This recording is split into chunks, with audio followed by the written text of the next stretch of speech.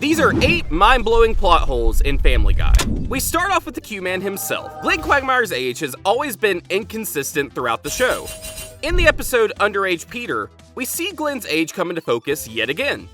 As you already know, he is the oldest guy in the group. Wait a second, you were born in 1948? Yeah. You're 61 years old? Yes, sir. Wow, 61 and still rolling out like a man in his 20s.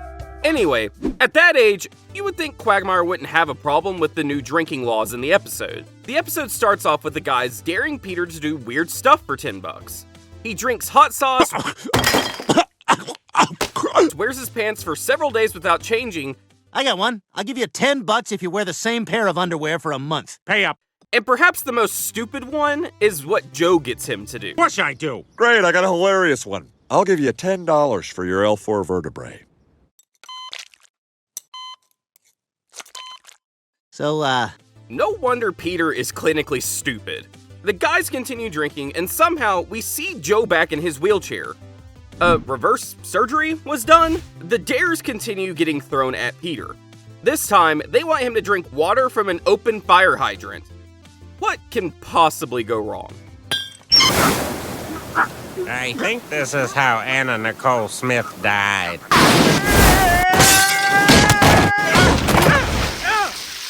holy crap, we gotta get out of here. As expected, everything goes wrong. Peter ends up causing significant damage to the town's library. The chain of events leads to the mayor making radical legal changes whose consequences will be dire, especially for alcoholics. So as mayor of Quahog, I hereby raise the town's legal drinking age to 50. What? I can't drink anymore? What am I gonna do? What do people do who don't drink? I don't know. Knit? Knit? Knit? Are you kidding me? Maybe. Peter is underage. Quagmire, who, as we know, is 61, shouldn't be affected by this law. There are even more questions to the plot as we see the guys go to great lengths just to get a leak.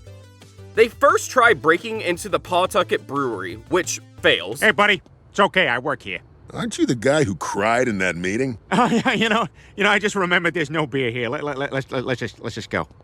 Peter then suggests that they go to jail because prisoners make wine in the toilet. That plan also fails. At this point, you might think, why is Glenn going through all of this when he can just buy alcohol?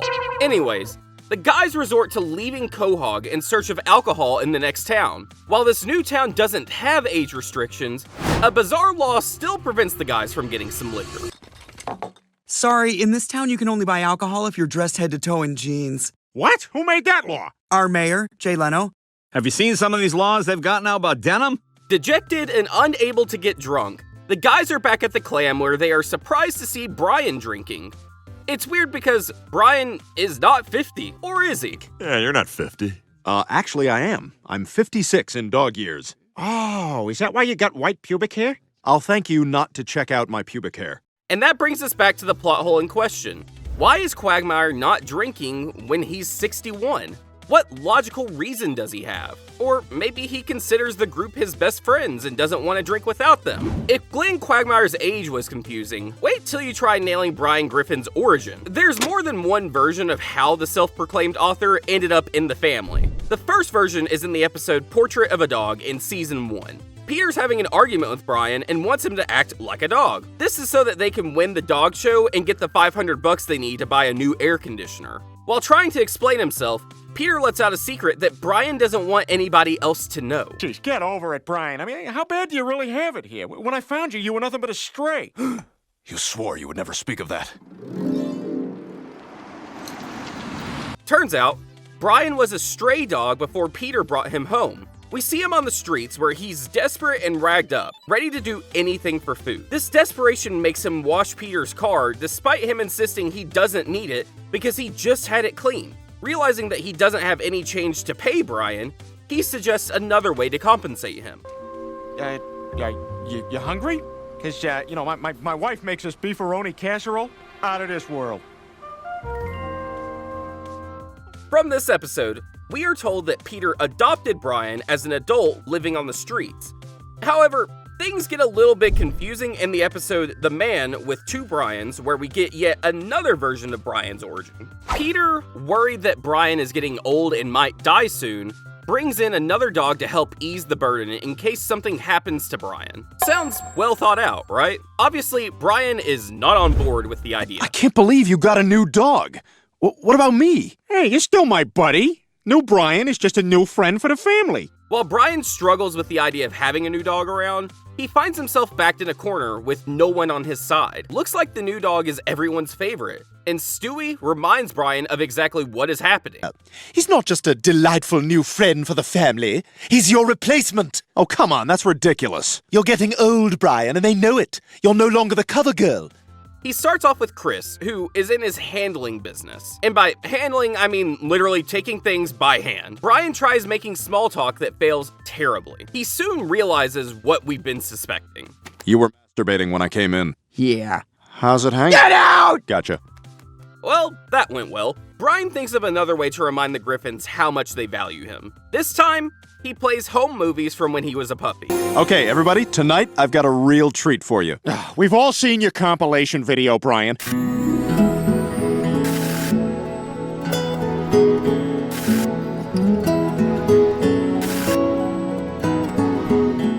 From the clip, we can see Brian as a puppy and probably grew up in the Griffin family. This directly contradicts the earlier narrative that he was picked up from the streets as an adult. Still on Brian's origin, we get yet another different version in the episode, Who's Brian Now?, where Brian reunites with his original family. It all starts when Brian passes out due to excessive drinking, as expected, and he wakes up in a pound. To return him home, the pound establishes that Brian has a microchip that reveals his original owners, the Hendersons. Chipped? Yep, so you can go back to your owners, the Hendersons of Bristol County. What? So, it turns out Brian belonged to the Hendersons before he ended up with the Griffins. Those are 3 different origins. And talking of origins, Peter's family lineage is another glaring plot hole in Family Guy. Peter's father is an old man named Francis Griffin.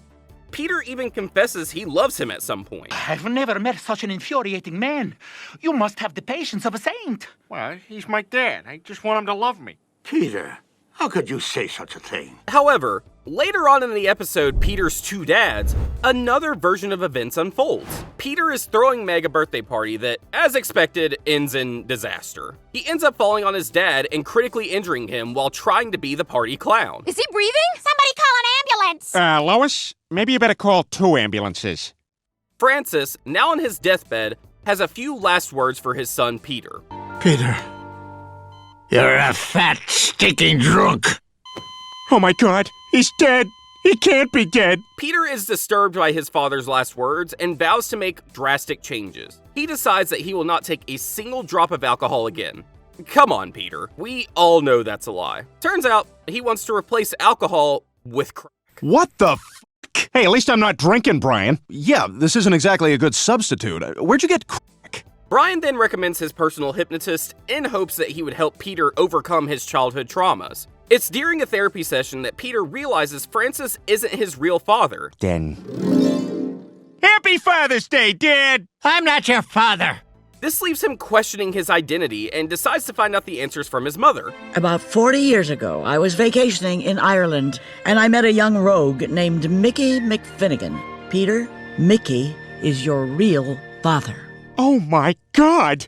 I gotta find him! Turns out Peter's real father is an Irish guy named Mickey McFinnigan, someone his mother had a brief fling with. A quick look at Mickey and you'd get why he has to be Peter's dad. First of all, the resemblance is uncanny, and his drinking is off the charts. Whoa! I don't know exactly where the County Cork is, but I know where it should be! You can tell exactly where Peter got his mannerisms. However, there are numerous times this theory is distorted in the show. For instance, in the episode Husband, Father, Brother, Peter talks about having African American roots. 1840, Nathaniel Nate Griffin used to groom horses. What the hell? Holy crap, I'm black! Nate Griffin has been revisited a few times in the show, and it gives a whole new perspective on Peter's origin. So, if Nate Griffin is black, how come he has the Griffin name, yet he isn't related to Francis? To make it even more confusing, we find out later that Peter has a sister called Karen. Who's Karen's father? Time to talk about the mystery child of Quahog. who actually understands Stewie when he talks? Because apparently the answer is whoever the writers feel like that week. I say, am I to spend the entire day wallowing around in my own feces? A little service here. Hey, Stinky, have we got some big plans for you? Plans? What the devil are you talking about? It's your birthday, dude! Let's start with the basics. For most of the show, Lois and Peter can hear Stewie, but act like they can't understand him. The guy literally builds time machines and plots assassinations in perfect Queen's English, and Lois still hands him a pacifier like he just said gaga. You count to 3? Oh, indeed I can. 1, 2, 3! But then you have episodes like Road to Rhode Island, where Stewie interacts with other adults and they can understand him just fine. Aren't you a little young to be traveling alone? Aren't you a little old to be wearing braces? Ouch. That must have hurt his feelings. And looks like Stewie doesn't like getting disturbed while flying because he rails into another female adult. Mind if we switch seats so my family can sit all together? No, we don't. Because when we booked, they didn't have 3 together.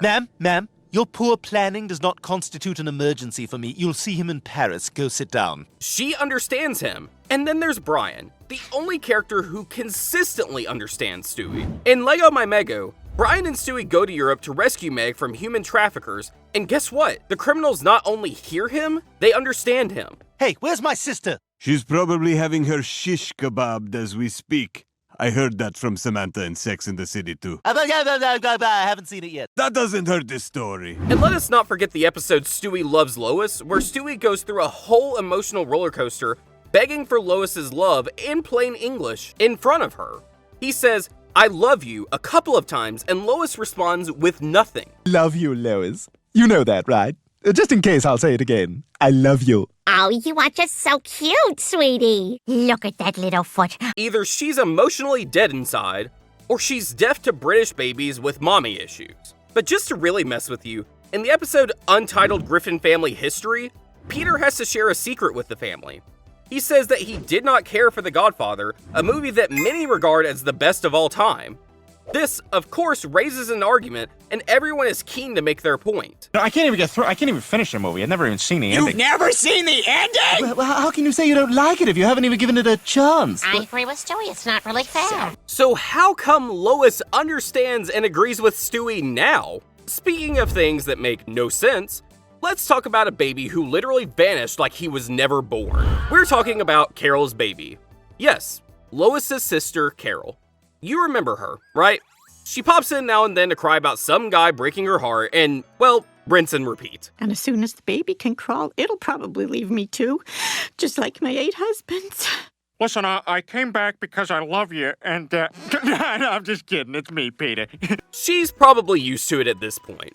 But one time, she showed up pregnant, and that storyline gave us one of the most random disappearing acts Family Guy has ever pulled. It all begins in the episode Mission Impossible.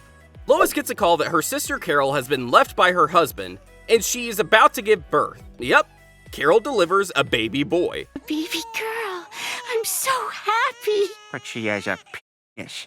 Well, we'll have to do something about that. Peter, no, it's a boy. Don't get too attached, because this kid, we never see him again, ever. Carol takes a long sabbatical and then waltzes back into the show like nothing happened. This time, she appears in the episode Brothers and Sisters, where she moves in with the Griffins for a bit. Carol, how the hell are you? Not too good. Jason left me. It's gonna be my 9th divorce. Wow, it's like she's addicted to divorce at this point. She winds up at the Griffins, and guess who's mysteriously missing? Yup, the baby. Not a diaper in sight, not a cry in the background, nothing. She actually finds love in the weirdest place possible. She ends up falling for none other than Mayor Adam West. Yeah, the guy who thinks everything is a conspiracy and once married a piece of sidewalk. You gonna introduce me to your handsome friend? Handsome? Wow! Carol, this is our town's mayor, Adam West. Mayor West, this is my sister, Carol. The two end up getting married, and it's a huge wedding. Big moment, Lois is there, Peter is there, Adam West is looking sharp in a white tuxedo. But again, where's the baby? And speaking of disappearing children, in the episode The Former Life of Brian, we find Brian doing what Brian does best, and that's failing miserably at love. How about we go on an actual date? Uh-huh. Sounds great. Well, guess who has a date on Saturday? Not me. He's bumping around telling Stewie how he might never meet the one, despite already dating every breathing female species in Quahog. But then, Brian remembers someone special. Tracy Flanagan. She was the greatest girl I ever met, and I blew it. So, he decides to find her again. Romantic, right? When he finally sees Tracy, let's just say she's not how he remembered.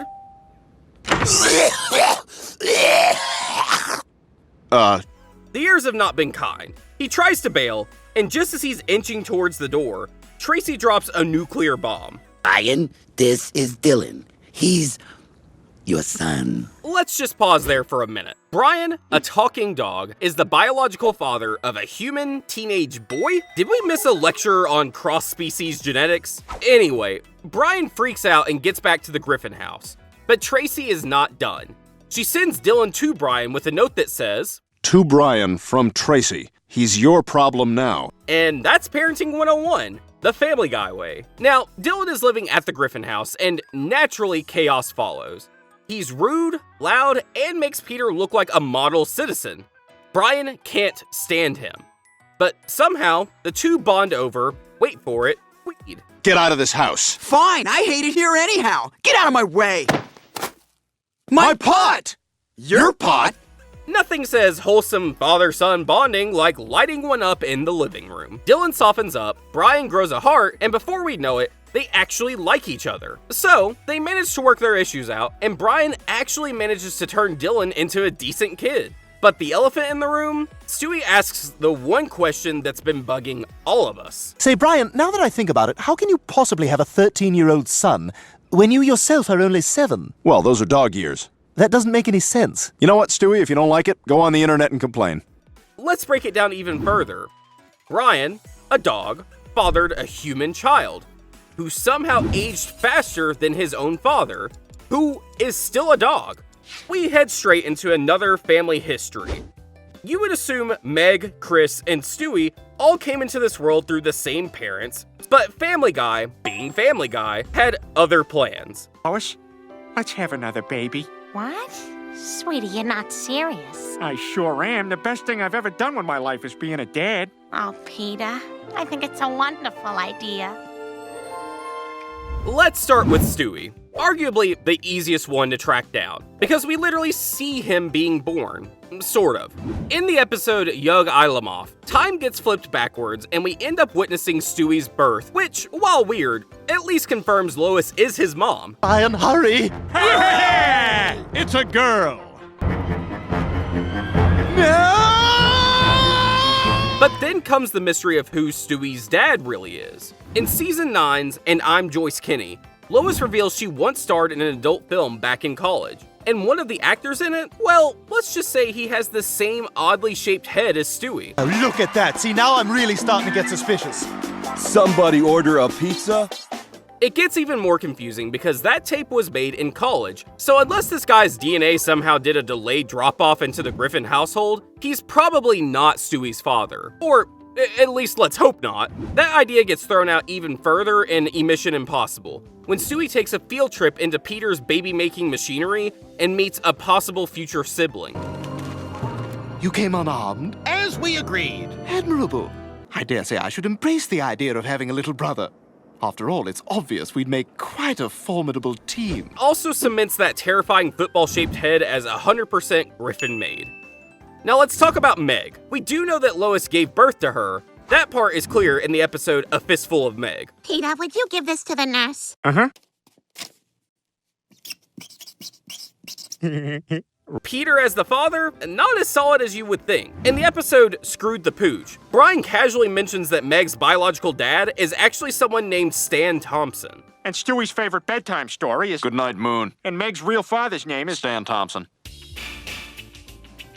So now Meg has abandonment and identity issues. Anyway, moving on to the fattest kid in the family, Lois gave birth to Chris. In one episode, Lois says Chris was so big He rearranged her internal organs. To feel bad, but after he was born, they had to rearrange most of my organs. Oh, yeah, he dragged half of Lois right out with him. Yeah, the doctor said I'll be lucky if I live past 50, but... But despite all of that, even Chris's paternity is called into question. In season 17, Lois casually drops a line saying Chris might not be Peter's son because she once hooked up with Philip Seymour Hoffman. Meetings. Cheetah, there's something you don't know. Chris might not even be your son. What? I once slept with Philip Seymour Hoffman. You what? And just when he thought it couldn't get any more bizarre, there's the whole adoption theory.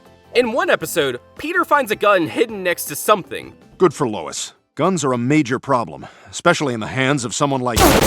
Was in a box with Chris's adoption papers. Oh, you heard nothing. Then season 19, where Lois takes things a step further by saying they actually stole Chris from a foreign family. Yeah, sort of like Chris doesn't remember we stole him from a Dutch family. What's this now? We hebben het later over. Hoe begrijp je wat je tegen me zegt? So Stewie is probably Peter's, Meg is technically Lois's, but her real dad might be some guy named Stan, and Chris, well, he might be adopted. The Griffin kids all share one important thing in common. They're stuck with that family. You would hope the family tree starts making a little more sense the higher you go.